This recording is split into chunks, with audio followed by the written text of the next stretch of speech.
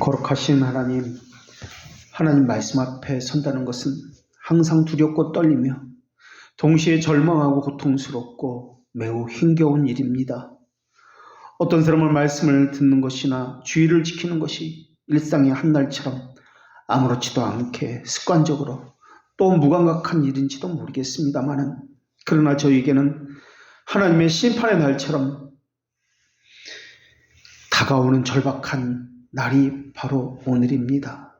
간절한 날이기도 하며 소망을 갖고 기대하는 날이기도 하며, 그러나 동시에 매주일마다 성과와 눈에 보이는 가시적인 숫자와 업적으로 인해서 허탈해지며 억눌리는 날이 되기도 합니다. 하나님의 말씀을 전하는 자나 듣는 자가 어떤 자세로 하나님 앞에 서야 하는지 저희들의 신앙의 양태를 다시 돌아보게 하여 주시옵고, 하나님께서 들려주시는 말씀과 그 교훈을 바르게 듣게 하여 주시옵소서. 지겹다거나 시간이 너무 길다거나 어렵다거나 짜증난다는 반응들은 사악하고 불순종한 자에게 주시는 저주임을 알게 하여 주시옵고, 비록 어른할지라도 논리에 맞지 않는다 할지라도 그것은 전하는 사람의 무지와 죄로 돌리시고 오직 구원을 베풀기 위해 예비하신 하나님의 자비하심의 영광만을 이 시간 보여주시옵소서. 하나님의 말씀으로 듣게 하시되 양심이라 불리는 책에 기록된 것에 대해서 스스로 답변할 수 있기도 하여 주시옵소서. 모든 권능과 심판자이신 예수님의 이름으로 기도합니다. 아멘. 하나님의 말씀, 학개 2장 5절의 말씀을 봉독합니다. 하나님의 말씀을 경청하십시오.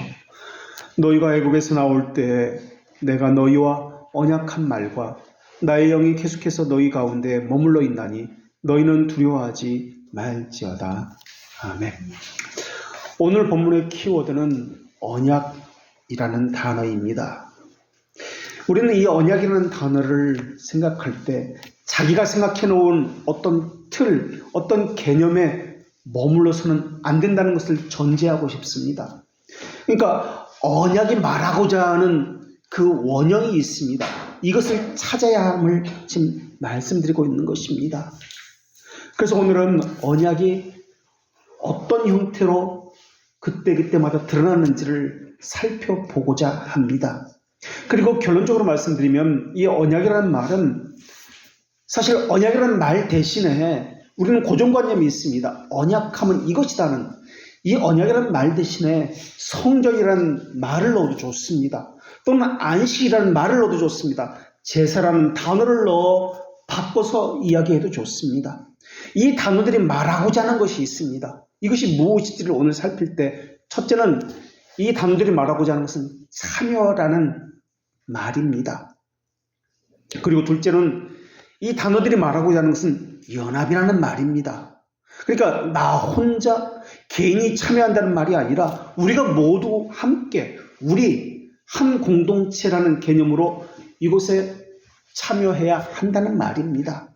그러니까 연합이라는 것을 이야기할 때 나 혼자나 개인이 아니라 우리 모두를 함께 말을 해야 합니다. 그리고 세 번째로 이 언약이라는 단어에는 표징이 있다는 것을 염두에 두어야 합니다. 그렇다면 오늘 본문에서 궁극적으로 말하고자 하는 언약의 표징이 무엇일까 하는 것을 하나씩 밝혀나가고자 합니다. 하나님께서는 사람을 창조하시고 하나님은 사람과 교제를 하기 시작하셨습니다. 창조주와 피조물 사이에 있는 교제입니다. 이 교제가 이루어지려면 하나님은 창조주시기 때문에 피조물의 수준까지 낮추어야 한다는 전제가 있어야 합니다. 그러니까 이 모든 것들은 하나님 편에서 하셔야만 하는 조건이었습니다. 이러한 것을 언약이라고도 불리는 것입니다. 언약이라고 하는데 이 언약은 인간의 동의 없이 하나님의 말씀과 함께 바로 체결되었습니다. 그것이 하나님의 실존이기 때문에 그렇습니다. 우리는 하나님의 속성을 영원이라는 개념으로 우리가 배워 살고 있습니다. 이것은 영원이라는 개념은 변하지 않는다는 개념입니다. 이 언약도 마찬가지입니다. 하나님의 속성과 연관되어서 우리는 이해를 해야 합니다. 아담과 맺은 언약이 단순하게 볼 때는 깨어진 것 같습니다. 그러나 사실은 이 언약은 노아와 아브라함과 같은 족장과의 언약으로 꾸준히 이어졌습니다. 그래서 오늘 본문에서는 너희가 애굽에서 나올 때 맺은 언약이라고 말씀하고 있지만은 사실은 이 언약은 출애굽 시의 언약만을 말하는 것이 아니라 그 이전에 아담과의 언약, 더 이전에 영원에까지 올라가야 합니다. 그래서 호세아 6장 7절에서는 그들은 아담처럼 언약을 어기고 거기서 나를 반역하였다는 말씀도 나오고 있는 것입니다. 그러니까 이 언약이라는 개념이 십자가라는 개념에서만 다루어지는 것은 옳지 않다라는 것입니다. 하나님은 사람이 죄를 짓고 나서 언약을 부랴부랴 맺은 것이 아닙니다. 타락과는 전혀 상관없이 언약은 있었으며 이 언약이 추구하는 목적은 하나님의 영광이라는 것이었습니다. 그래서 우리는 구원을 이야기할 때 기독론에서는 시작해서는 안 됩니다. 삼위일체 신론에서 시작해야 합니다라고 이미 배워 알고 있습니다. 그러니까 예전과 관련되지 않으면 언약신학이라는 것은 없다, 잘못됐다라는 것을 우리가 전제로 하고 있습니다. 그래서 개혁신학은 구원을 이렇게 일반적으로 설명합니다. 성부 하나님께서는 죄를 짓기도 전에 창세전에 구원을 계획하셨습니다. 그리고 성부 하나님께서 영원에 계획하신 것을 성자 하나님께서는 기뻐하신 뜻에 따라 시간 안으로 들어오셔서 자발적인 희생과 순종을 통해서 구원을 이루셨습니다. 그리고 성령 하나님께서는 그리스도께서 이루신 이 구원을 택함 받은 자들에게 실제로 적용하셨습니다. 이것이 일반적으로 우리가 하는 구원에 대한 설명입니다. 우리는 이 사실에서 성부께서 무엇을 하셨고 성자께서 무엇을 하셨고 성령께서 무엇을 하셨다라는 것을 시간이라는 개념 안에서 이야기하였습니다. 이것을 가리켜서 구속사다라고 이야기합니다. 그러나 이것은 시간 안에서 드러난 것이지 드러난 그것이 하나님의 역사 전부는 아니라는 것을 염두에 두어야 합니다. 하나님은 시간 안에서만 역사하는 것이 아니라 영원이라는 이런 개념 안에서 역사한다는 것을 우리가 늘 생각해야 합니다. 삼위동질의 하나님은 그 모든 사역을 함께 하셨습니다. 그러나 우리가 볼 때는 시간이라는 이런 속에서 각기 따로 하신 것처럼 그렇게 느껴지고 있고 보여지고 있습니다. 그래서 이러한 것을 굳이 나누자면 신학적으로 내재적 삼위일체와 경륜적 삼위일체라고 이야기합니다. 경륜적 삼위일체라고 하는 것은 창조, 구속, 완성의 활동, 그러니까 시간이라는 개념 속에서 계시되었고 이것을 구속사 가운데 나타난 사역이다라고 이야기합니다. 그리고 이것의 반면에 내재적 삼일체라는 것은 시간과는 상관은 없이 삼일체 하나님의 내적인 관계들을 이야기할 때 내재적 삼일체다라고 이야기하며 또 이것을 영혼과 관계되어지기 때문에 하나님의 존재적 삼일체론이다 라고 이렇게 이야기합니다. 그래서 이런 시간적인 개념에서의 사역이 있고 또 영혼에서의 개념의 사역이 있는데 그 중에서도 구속사, 시간이라는 개념을 가지고 이 구원 사역만 따로 떼어놓아서 특별히 성령님의 하신 사역을 따로 떼어놓아서 따로 묶어서 그 성령께서 하시는 사역을 구원의 서정이다, 구원의 과정, 구원의 적용이다라고 그렇게 부르고 있습니다. 이런 구원의 적용 가운데 16세기 청교도 퍼킨슨이라는 청교도가 있었는데 그리스도의 연합이 바로 언약의 본질, 에센스다라고 그렇게 이야기했습니다. 그러니까 그리스도의 연합의 결과로 하나님께서는 택자들에게 선물을 주셨습니다. 그 선물이 무엇이냐? 이 구원의 서정 가운데 나타나는 효과적인 부르심, 중생, 회심, 칭의, 화해, 양자됨, 성화, 견인 이러한 것들이다라고 그렇게 그렇게 설명했던 것입니다. 그러니까 이런 구원의 선물들은 그리스도의 연합을 통해서 성도들에게 주어지는 그런 내용들인데 이 내용을 substance라고 그렇게 이야기합니다. 그래서 그리스도의 연합은 언약이라는 관계를 통해서 이루어지는 것이고 언약은 믿음을 통해서 체결됩니다 라고 그렇게 이야기했습니다. 그러니까 퍼킨스라는 사람에게 있어서 하나님의 정하신 예정의 집행도구가 있는데 하나님이 정하신 예정의 집행도구가 무엇이냐? 언약이다 라고 이야기하고 있는 것입니다. 지금 유다 백성에게도 마찬가지입니다. 우리는 하나님의 부름을 받은 선문이다 라는 이 막연한 신앙이 하나님의 말씀으로 확증이 되고 다시 한번 힘을 얻는 그 순간이 오늘 본문의 말씀입니다. 하나님의 선택과 이스라엘 백성의 자발적인 순종의 연결고리가 있습니다. 그것이 바로 언약입니다 라고 이야기하고 있는 것입니다. 그리고 언약이라는 개념이 가시적으로 우리 눈에 보여지는 증거물이 있는데 그것이 성전입니다 라고 말을 하고 있는 것입니다. 그래서 이스라엘 백성은 솔로몬이 성전을 건축하고 가시적으로 눈에 보이는 성전이 세워진 이후에 하나님의 자발적인 낮추심과 영원한 언약이 확인되는 상징적인 장소를 성전이라고 본 것입니다. 그래서 유다 백성이 이 가시적인 언약의 상징물인 성전에 목이 매여 있는 겁니다.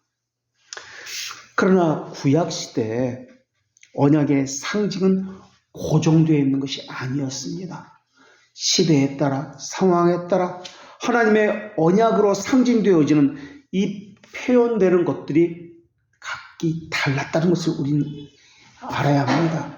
그래서 웨스트민스터 신앙고백서 7장 5항에 보면은 율법 시대에는 언약이 말씀으로 희생제물로 할례로 유월절로 어린 양으로 의식과 규례와 같은 것으로 나타났습니다라고 고백하고 있습니다. 이것은 대규리 문답 34문에서도 동일하게 고백하는 바입니다. 그러다가 신약시대에 와서는 성례를 통해서 그 언약의 표징과 보증이 실제로 드러났습니다라고 고백했습니다. 그러니까 말씀, 희생제물, 의식, 규례, 안식일, 유월절 이런 모든 것들이 말하고자 하는 궁극적인 그 원형이 있습니다. 이것이 그리스도입니다. 그리스도를 예표하는 것이 유월절, 희생제물, 말씀, 의식, 규례, 안식일 이런 것입니다라고 지금 신앙고백서에서 고백하고 있는 것입니다. 거기다가 소기도문답 20문에서는 언약을 설명할 때 어떤 단어를 가지고 설명을 하는데 그 단어가 영원이라는 단어를 가지고 언약을 설명합니다. 그러니까 영원, 이 언약이라는 단어는 하나님의 존재론적 삼위일체와 관련되어 있습니다라는 것을 말하고 있다는 뜻입니다. 그래서 신앙고백서와 교리문답서를 통해서 보면은 오늘 본문에서 이 언약이라는 단어를 물론 언약이라는 단어를 사용하고 있습니다. 그러나 이 단어를 다른 말로 성전이라는 단어로 또는 희생제물이다 또는 말씀이다 유월절이다 안식일이다 의식과 규례다 절기다와 같은 단어로 바꾸어서 사용해도 무방하다라는 것입니다. 이러한 모든 것들, 이 단어들이 바라보는 것은 동일한 원형을 바라보고 있습니다. 그래서 언약, 성전, 희생제물, 할례, 안식일, 말씀 이런 것들이 말하고자 하는 것은 우리가 이미 배운 대로 세 가지 원인에 근거합니다. 제1원인은 유한원이라고 이야기하는데 하나님의 자비하심입니다. 그래서 대개문답 30문에서는 이것을 하나님의 순전한 사랑과 자비하심이다 라고 표현하고 있습니다. 그러니까 하나님의 순전한 사랑과 자비하심이라는 단어를 보면은 우리는 여기서 어떤 것을 끄집어내야 하냐면 영원이라는 단어를 기억해야 합니다. 또 동시에 언약, 안식일, 성전, 말씀 이런 단어들을 통해서 제2 원인인 독생자를 주셨으니라는 이 형식적 원인을 또 기억해내야 합니다. 그것들이 가르치는 것은 그리스도를 가르치고 있기 때문에 그렇습니다. 그것들이 가르치는 것은 첫 번째로 하나님의 자비하심을 가르치는 것이고 두 번째 원인은 그리스도를 가르치고 있는 것이기 때문에 그렇습니다. 또 제3 원인은 믿음으로 말미암아 즉 수단적 원인도 포함하고 있습니다. 그러니까 그것들이 향하고 있는 것은 믿음을 향하고 있습니다 라는 의미를 포함하고 있기 때문에 그렇습니다. 그러니까 지금 언약이라는 단어를 사용하고 있습니다만 하나님의 말씀은 각기 다른 단어로 표현하고 있어도 어느 측면에서 보고 있느냐를 말하고 있는 것입니다. 동일한 것을 말하면서도 다른 측면에서 이런 측면에서 이것을 이야기합니다 라고 하고 있는 것입니다.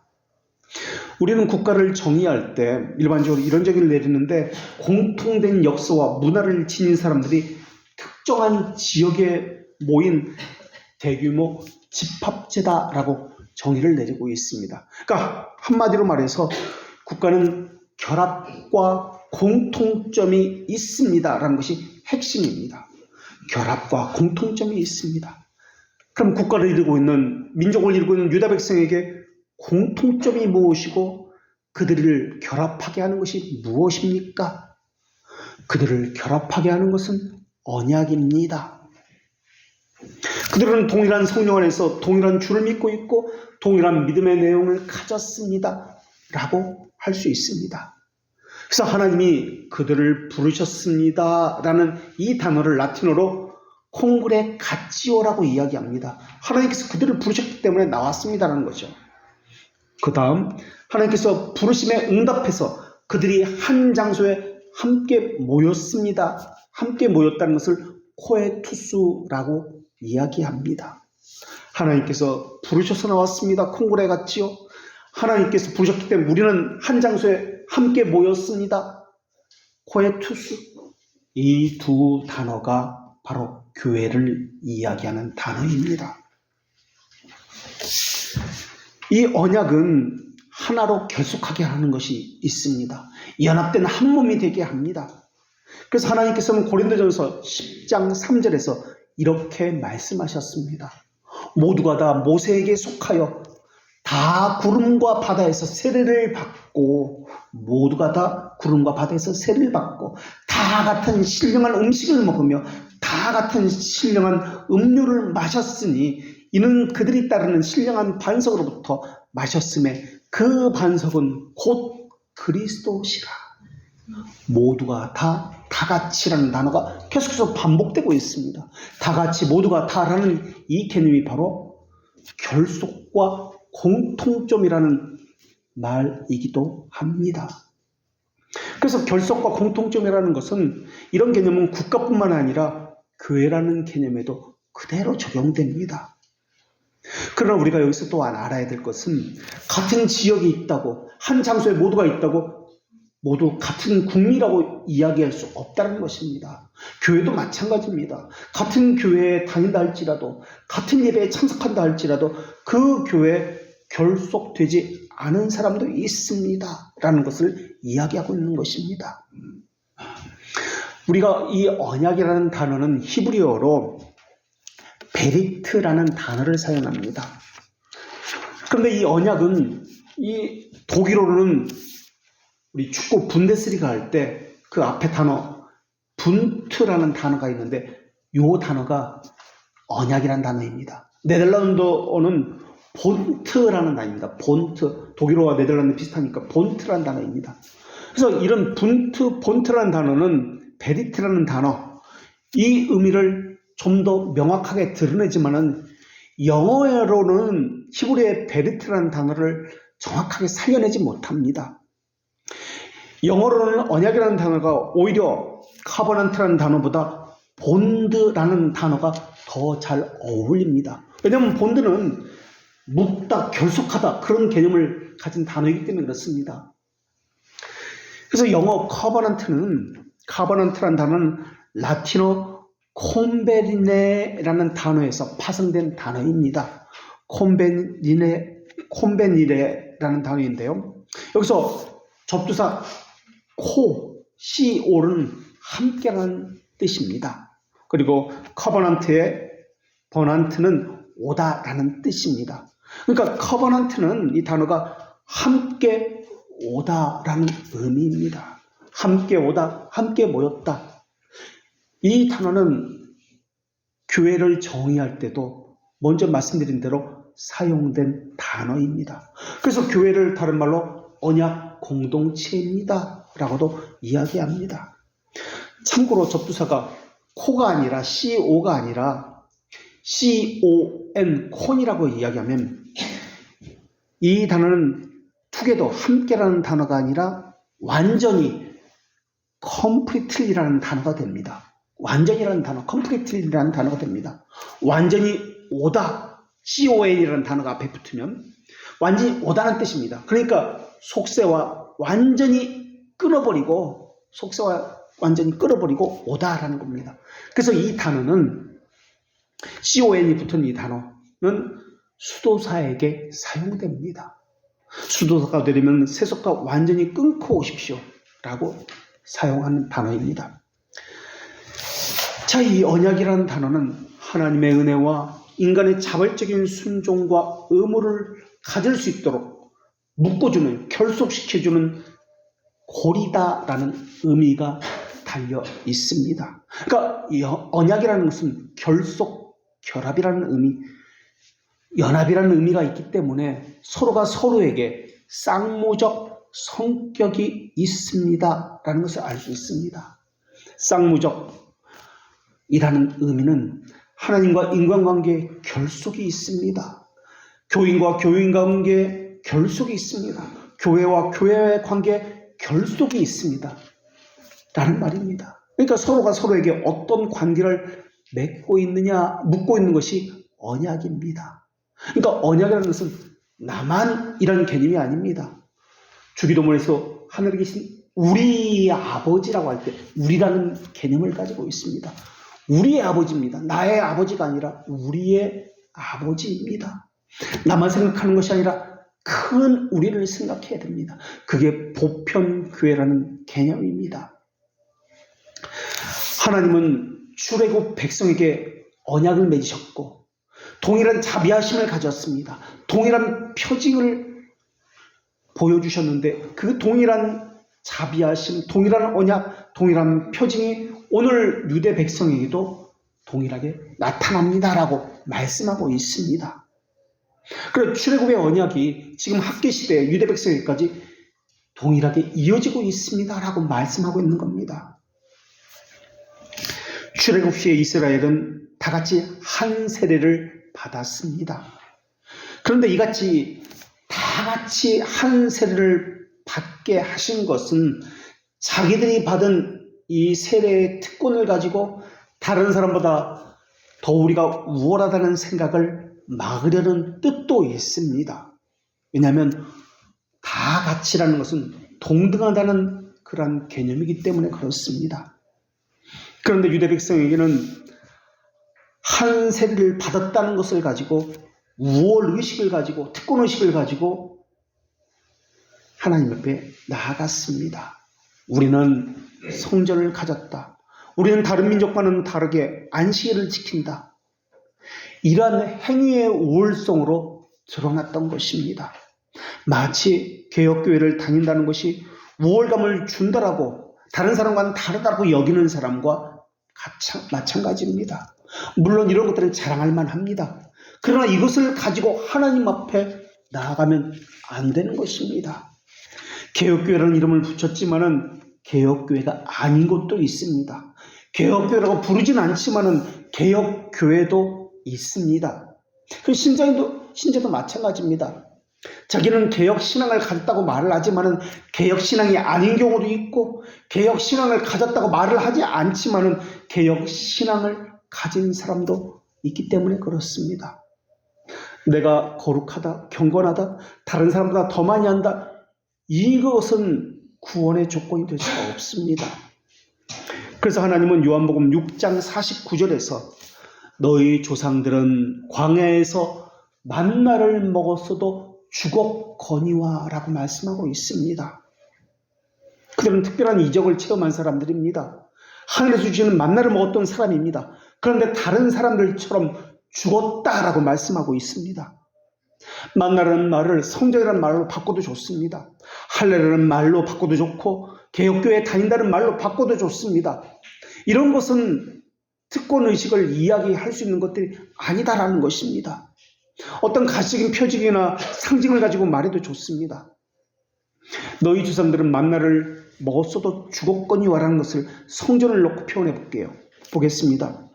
너희 조상들은 성전을 가졌어도 죽었거니와 라는 의미입니다. 오병이어 사건에서도 보듯이 사람들은 자기가 먹을 음식에만 관심이 있었습니다. 자기 배를 채워줄 곳에만 관심이 있었습니다. 만나가 궁극적으로 말하고자 하는 참된 영혼의 양식에 대해서는 관심이 없었습니다. 그들에게는 만나가 또는 성전이라고 말해도 좋습니다. 개혁교회라고 말을 해도 좋습니다.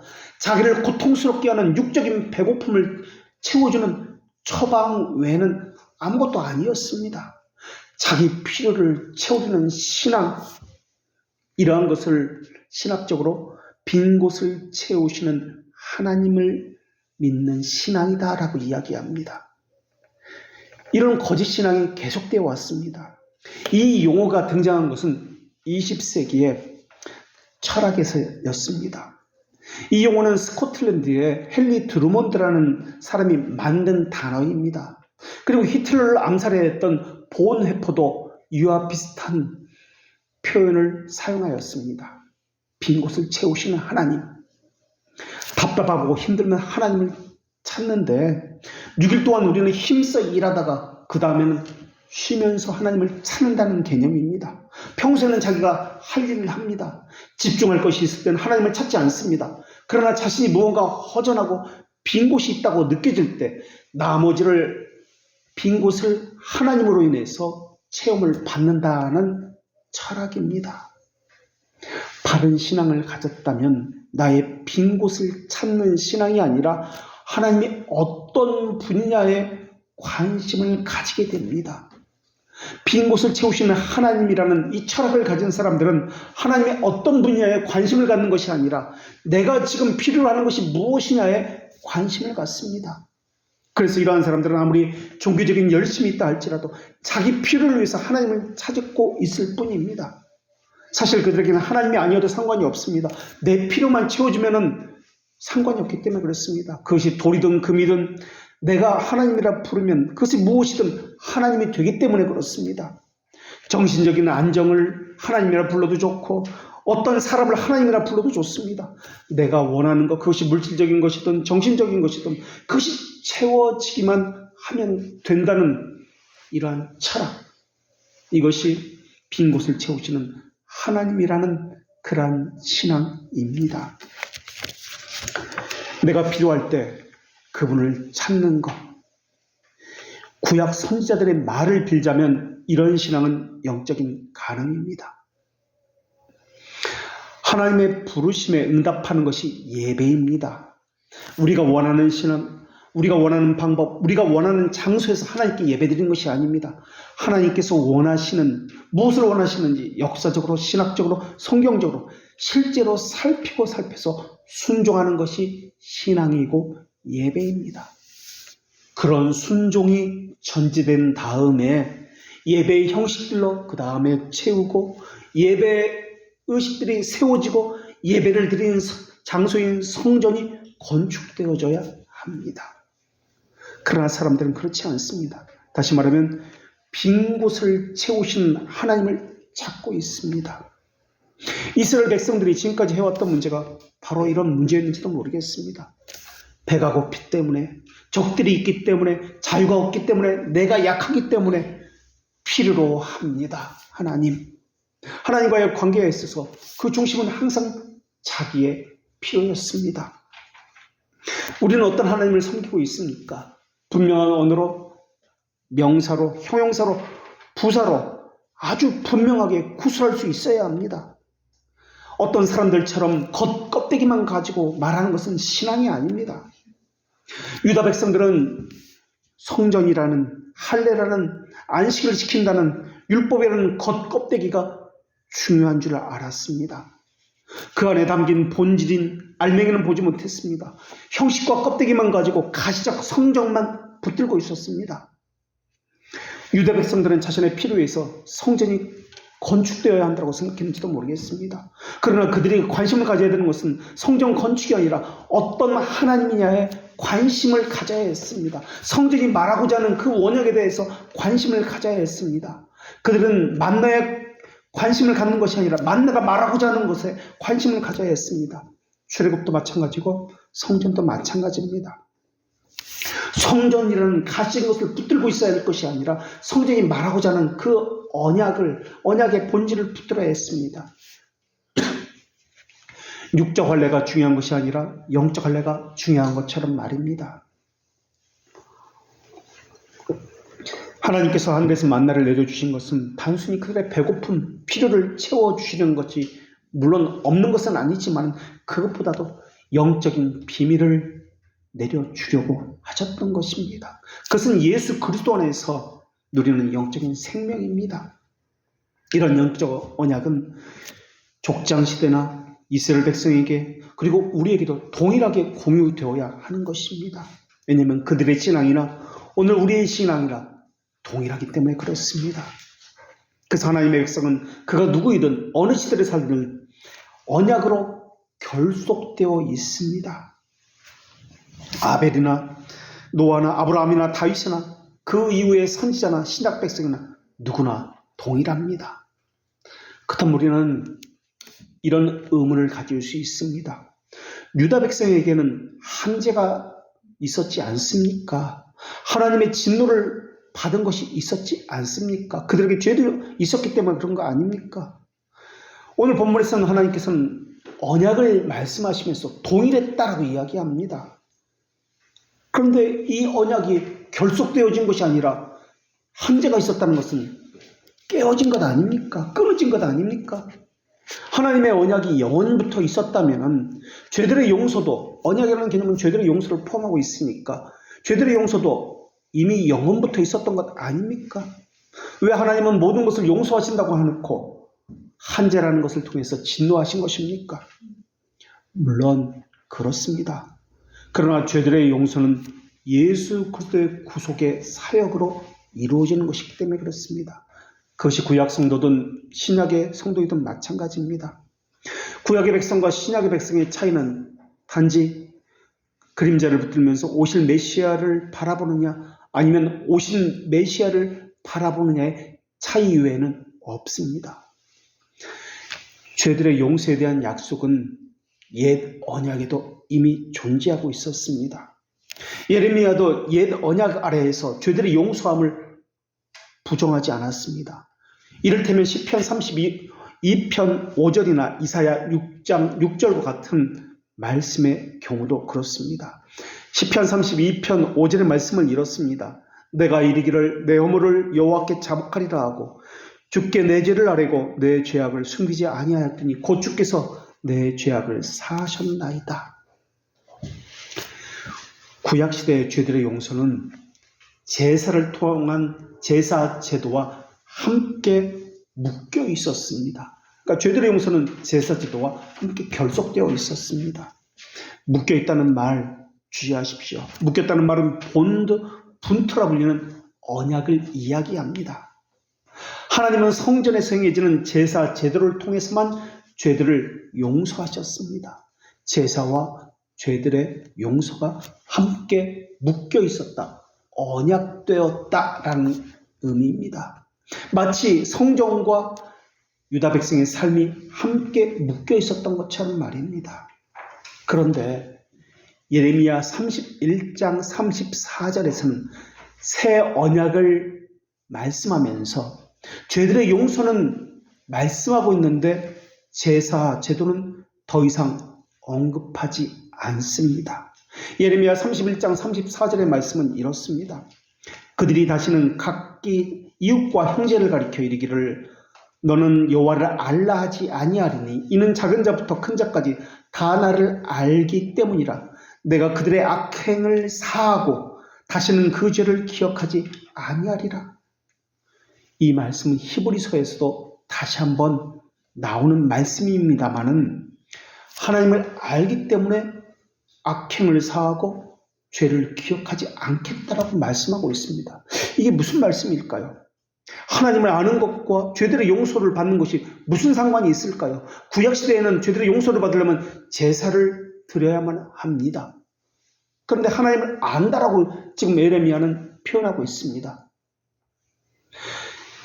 새 시대에는 죄들을 용서받기 위해서 어떤 제사 제도나 어떤 제도가 필요하지 않다라는 것입니다.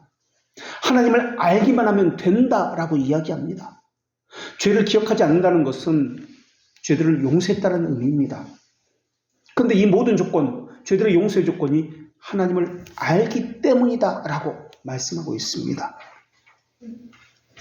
하나님을 안다는 측면은 포로 귀환 이후 유다 백성이 하나님에 대해서 영적인 지식이 진보한다는 그런 의미도 물론 있습니다만은 그보다도 인격적인 관계가 이루어집니다라는 의미입니다. 이 말은 모든 백성이 하나님을 아는 지식이 생기기 때문에 하나님에 대해서 가르치는 직분인 목사나 교사와 같은 이런 직분이 이제는 필요가 없습니다. 그런 뜻이 아니라 구약시대의 사람들은 인격적으로 하나님을 만나지 못했습니다. 그래서 하나님의 뜻이 무엇인지 분명하게 해석해내지 못했습니다. 그래서 반복적으로 불순종했고 어겼습니다. 그래서 하나님께서는 제사장이나 선지자들을 그들에게 보내서 하나님의 뜻이 무엇인지 분명하게 알라라고 촉구를 하셨습니다.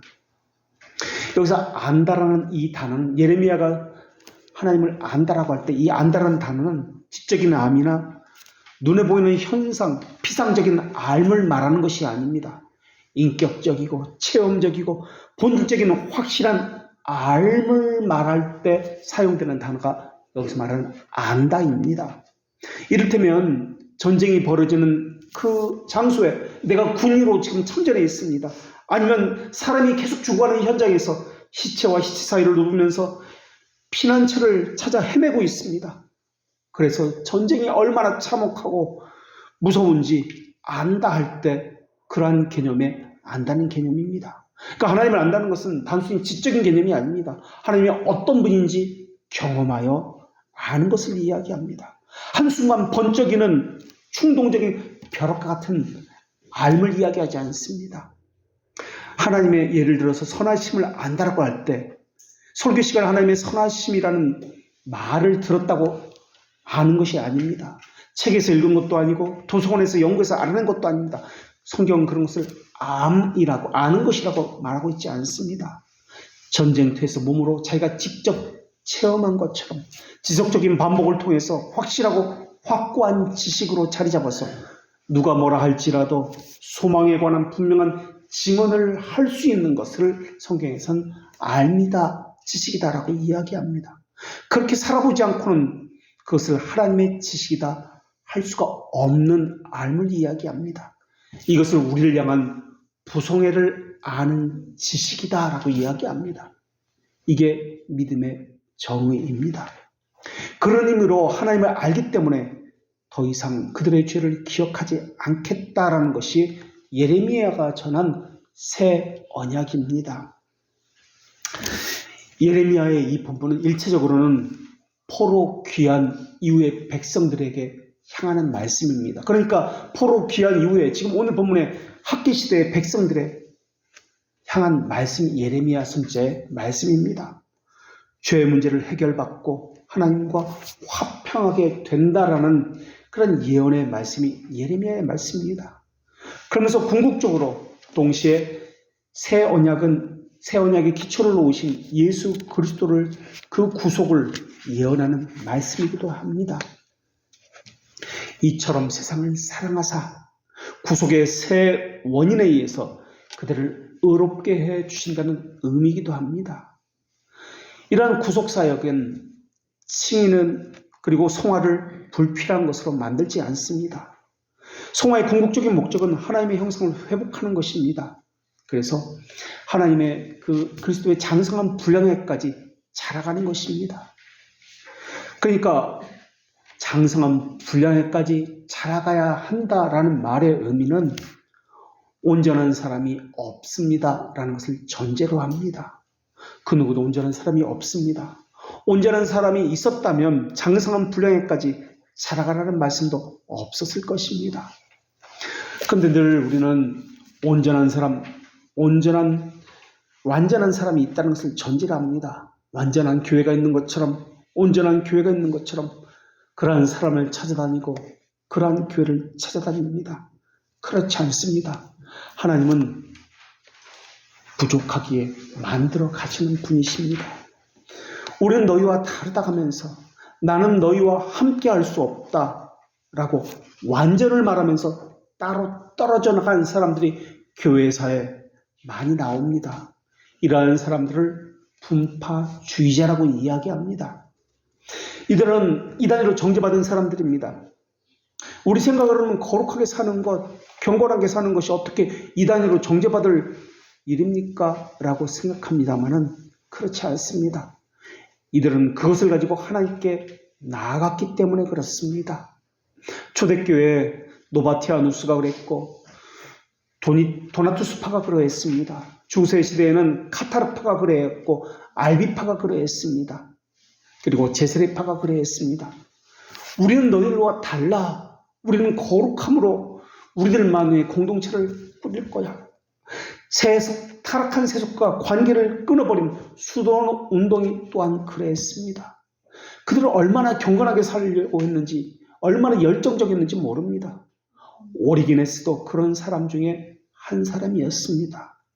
오리게네스의 별명이 오죽하면 철인이었겠습니까?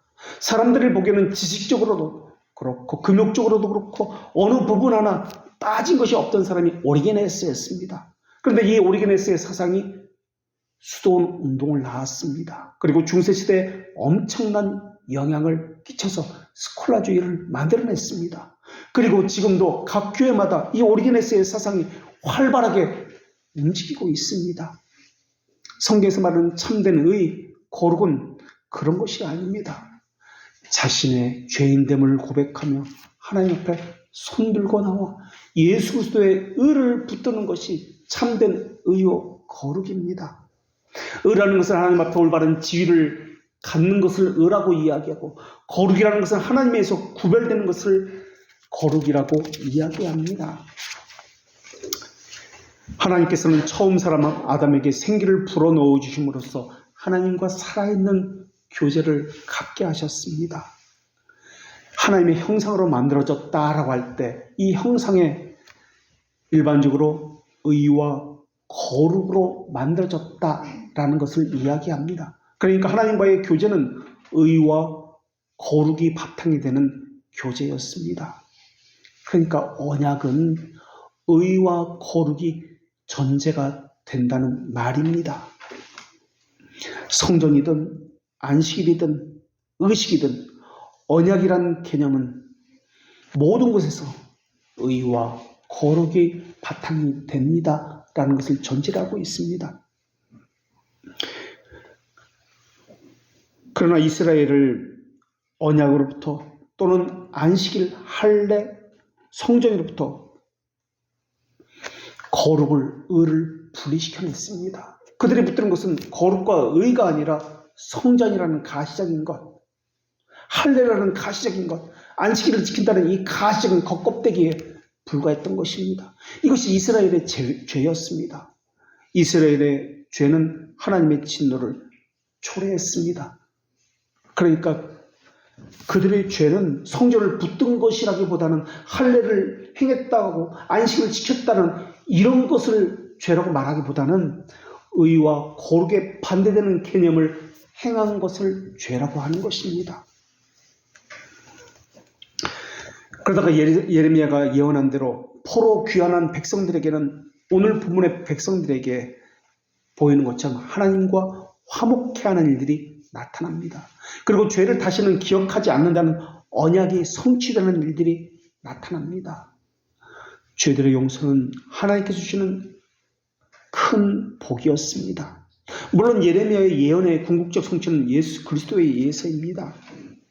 그러나 오늘 본문에서도 그림자와 모형이지만 하나님의 언약의 성취가 일어나고 있는 것을 볼 수 있습니다. 죄들의 용서의 근거, 하나님과 화목입니다. 하나님의 말씀의 순종이 거룩과 의입니다.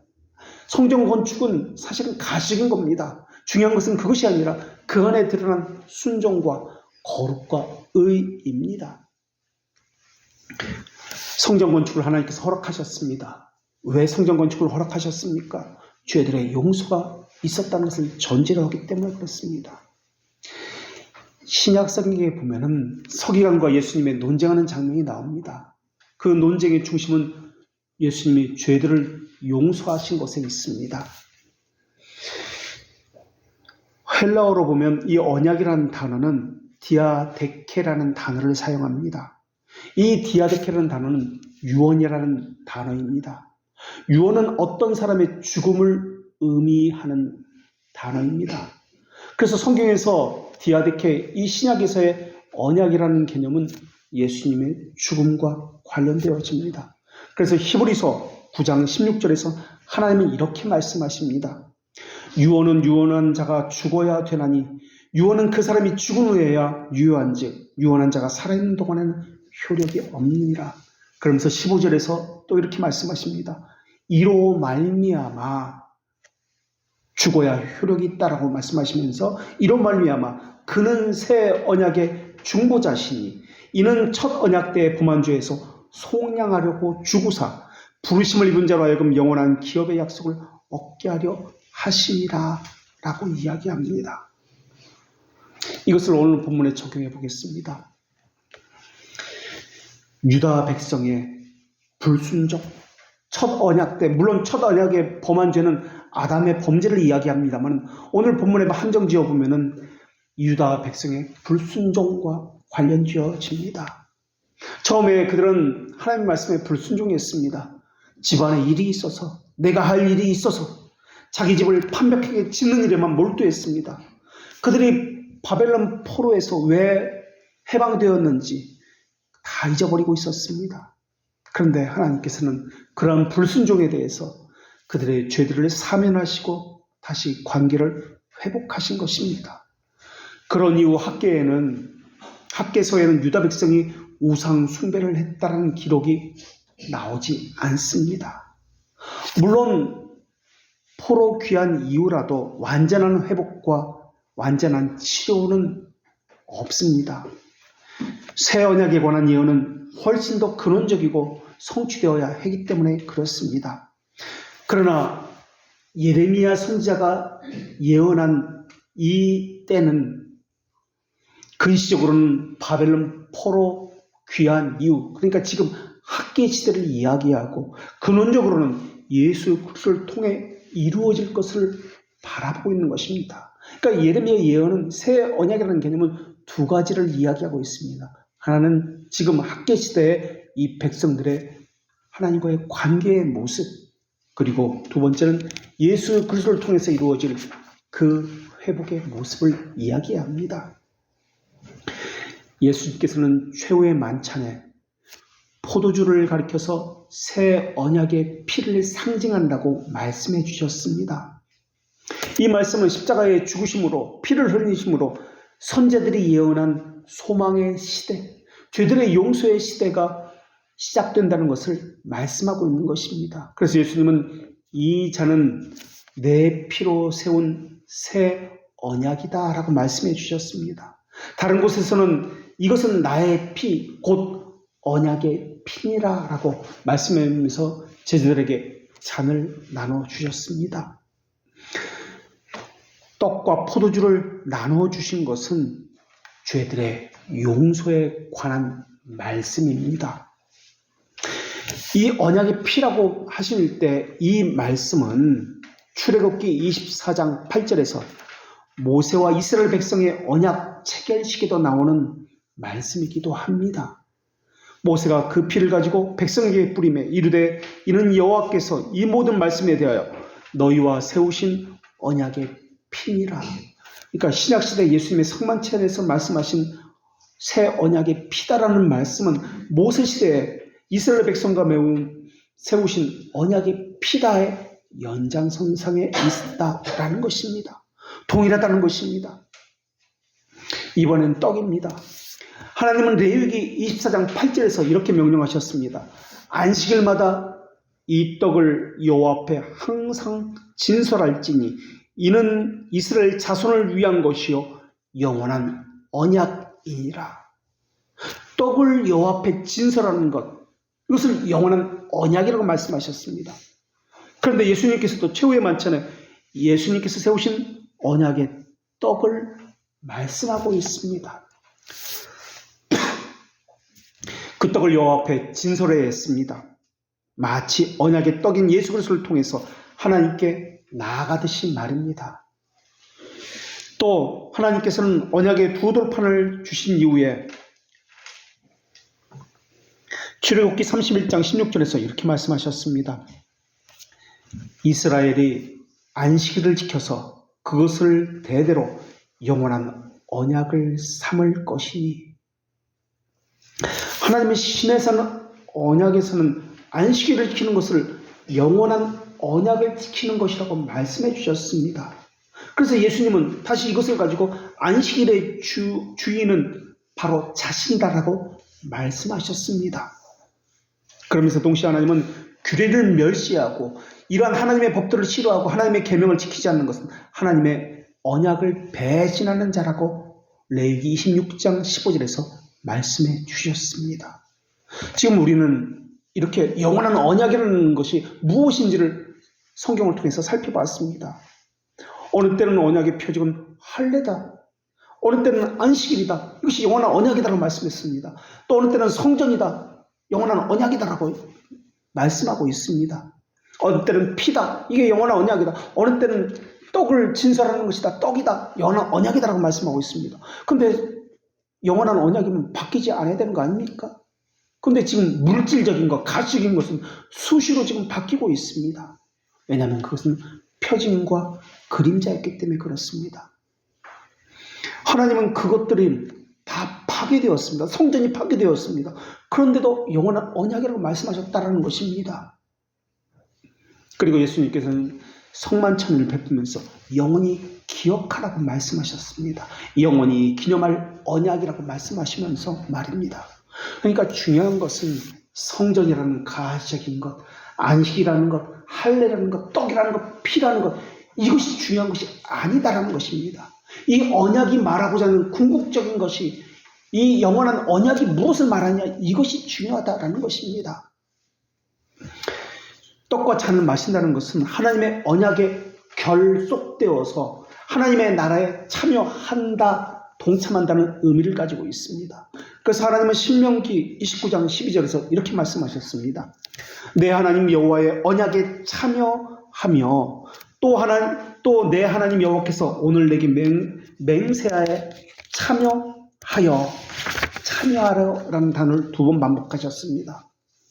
그래서 하이델베르크 교리문답 79문에서 이렇게 고백합니다. 그분의 참된 몸과 피의 실제 참여자가 됩니다.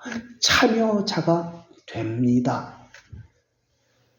그러니까 성찬은 그리스도의 언약에 결속됩니다. 참여합니다라는 그런 개념입니다. 이것이 예레미야 선지자, 에스겔 선지자가 예언한 새 언약의 길을 열어주는 언약의 표입니다. 이것이 한식탁에 둘러앉아 함께 먹는다는 의미입니다. 우리는 교회에서 밥을 먹습니다. 사실 이것은 가시적으로 그냥 밥을 먹는다는 그런 의미가 아닙니다. 새 언약에 참여한다는 의미입니다. 하나님 앞에서 함께 맹세한다는 의미입니다. 그리스도의 몸과 피의 교제에 함께 참여한다는 의미입니다. 그러니까 안식일을 지킨다는 것, 할례를 행한다는 것, 의식을 행하는 것, 오늘 본문의 성전에 건축을 짓는다는 것, 이것은 단지 성전을 건축한다는 그런 개념이 아닙니다. 안식일을 지킨다, 할례를 행한다, 이런 개념이 아닙니다. 하나님의 언약에 참여합니다라는 개념입니다. 그 언약은 그럼 어떤 것에 참여된다는 말입니까? 그 언약의 구성 요소는 거룩과 의입니다. 거룩과 의는 무엇입니까? 하나님의 형상입니다. 하나님의 형상에 참여합니다. 그런 개념입니다. 오늘 본문에서 이 언약이라는 개념은 예레미야가 전한 예언처럼 죄들의 용서와 관련 짓습니다.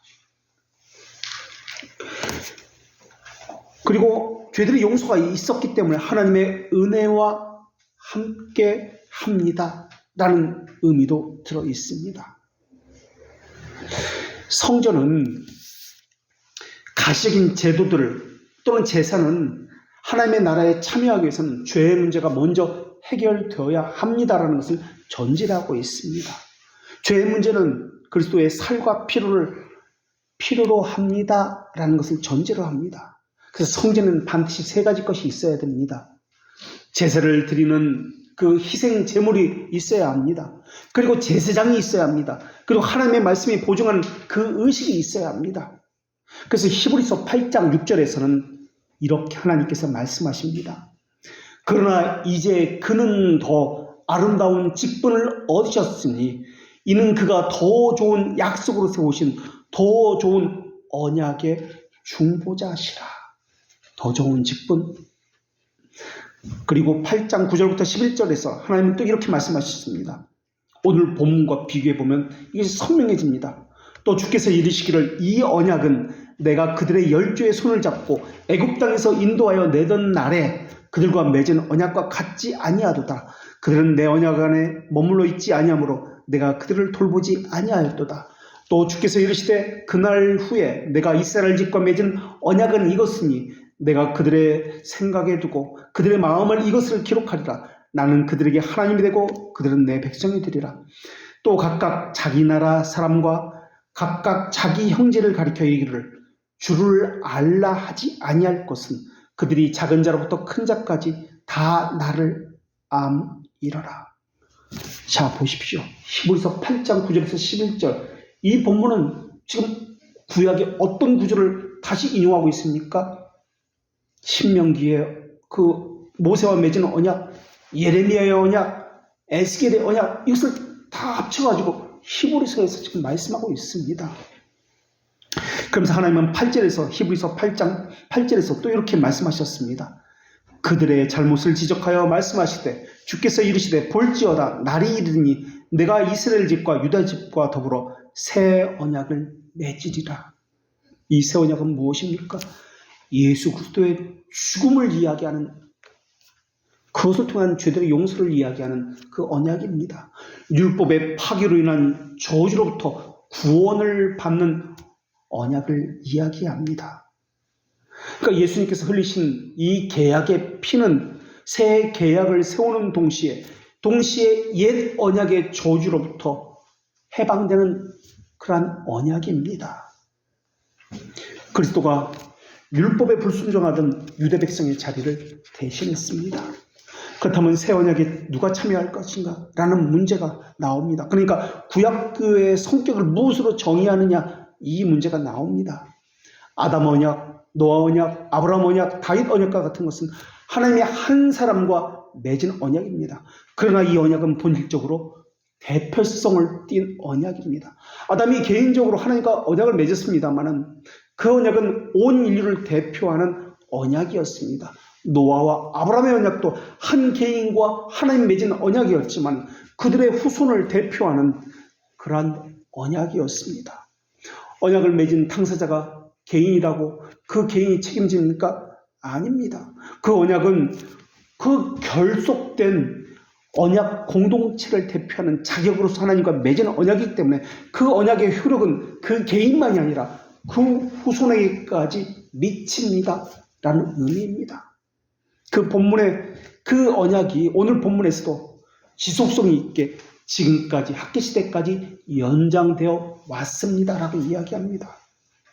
아담 한 사람으로 인해서 모든 언약이 이루어졌기 때문에 아담의 범죄에 동참하게 된 것입니다. 노아 한 사람으로 인해서 언약이 맺어졌지만 노아를 비롯한 8식구가 구원을 받았습니다. 이게 언약 공동체라는 개념입니다. 우리라는 개념입니다. 그러니까 한 사람이 범죄하면 그것은 한 사람의 문제가 아닙니다. 그 모임 전체 문제입니다. 그래서 하나님께서는 성찬에서도 바르게 하지 못하는 사람이 한 사람이라도 그 성찬에 참여한다면 그 전체 회중에게 진노를 내리시겠다고 말씀하셨습니다. 하이델베르크 교리문답 82문에서는 이렇게 선언하고 있습니다. 고백과 삶으로 불신앙과 불경건을 선언하는 자도 이 성찬에 허용됩니까? 안 됩니다. 답은 안 된다는 거예요. 이것으로 하나님의 언약은 모욕받고 하나님의 진노는, 여기에 주목하십시오. 하나님의 진노는 전 회중에게 불붙게 됩니다. 교회의 의무는 그들의 삶이 수정을 나타날 때까지 하늘나라의 열쇠로서 그런 자들을 제외시켜야 합니다. 한 사람이 잘못인데 왜 전 교회 회중이 하나님의 진노를 받습니까? 성전 건축에 참여한다는 것은 성전 건축에 그저 참여한다는 그런 개념이 아닙니다. 돌 몇 개 세우고 나무 몇 개 가지고 이렇게 건축한다는 그런 개념이 아닙니다. 우리도 헌상을 하고 예배를 합니다만은 돈 얼마 내고 순서를 누가 맡고 순서에 따라 노래 부르고 눈을 감고 기도하고 그런 의미가 아닙니다.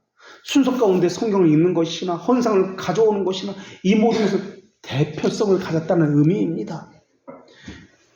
여기에는 거룩과 의라는 개념이 있어야 합니다. 언약이라는 개념이 들어있어야 합니다. 성경을 읽는 거 누구든지 할 수 있습니다. 헌상을 저기서 여기서 가져오는 거 누구든지 할 수 있습니다. 그런데 그런 의미가 아닙니다.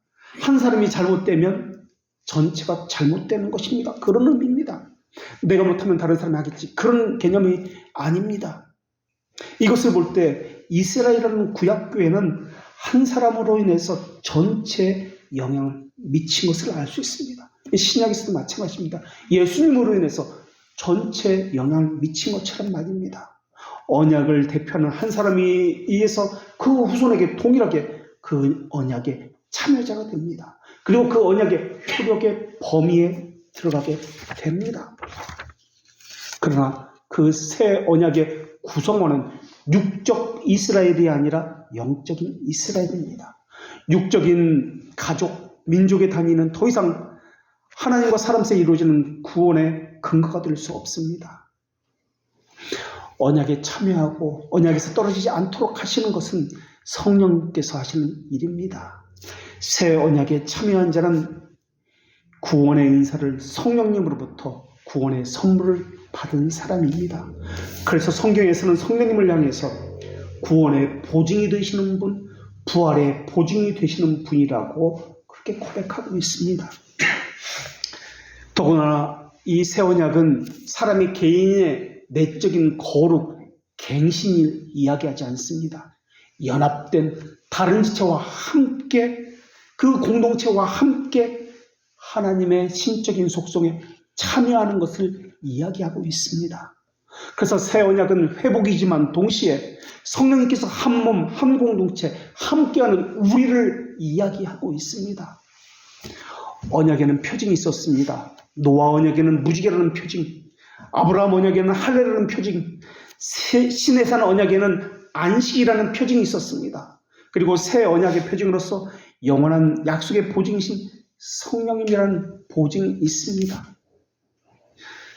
우리는 이 표징들에서 읽어내야 하는 것이 있습니다. 신진하는 한 주간의 삶이 늘 성령 하나님과 동행하는 삶을 살아야 합니다. 의와 거룩으로 말씀 안에 머물러야 하는 것입니다. 교회는 교인들에게 하나님의 말씀 안에 교인들이 살 수 있도록 이런 것을 제공해야 하고 목회자는 그것을 위해서 존재하는 사람입니다. 오늘 유다 백성이 붙들고 있는 것은 무엇입니까? 가시적인 것입니까? 언약이라는 그 단어입니까? 아니면 언약이 말하고 있는 의와 거룩입니까? 또 하나님의 그 제일 원인 자비하심과 또 예수 그리스도 그리고 믿음입니까? 기도하겠습니다. 거룩하신 하나님, 저희에게도 하나님의 영광을 돌리는 거룩한 고백이 있게 하셔 주시옵고 저희 자신과 다른 이들의 영적인 유익을 위해서 책임을 지는 삶을 살게도 하여 주시옵소서. 소명에 따른 부지런한 노력이 있게 하시되 언약의 표징이 저희 안에서 보관되어 있는지 살피고 묵상과 적용과 자기 부인과 기도로 성경이 저희 안에서 읽혀지게 하여 주시옵소서. 무엇보다 바른 교리가 세워지게 하여 주시옵소서.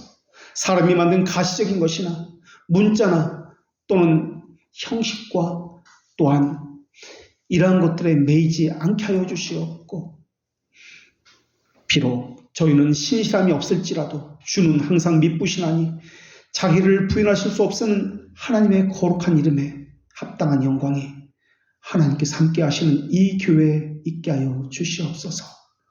거룩한 이름의 광채이신 예수님의 이름으로 기도합니다. 아멘.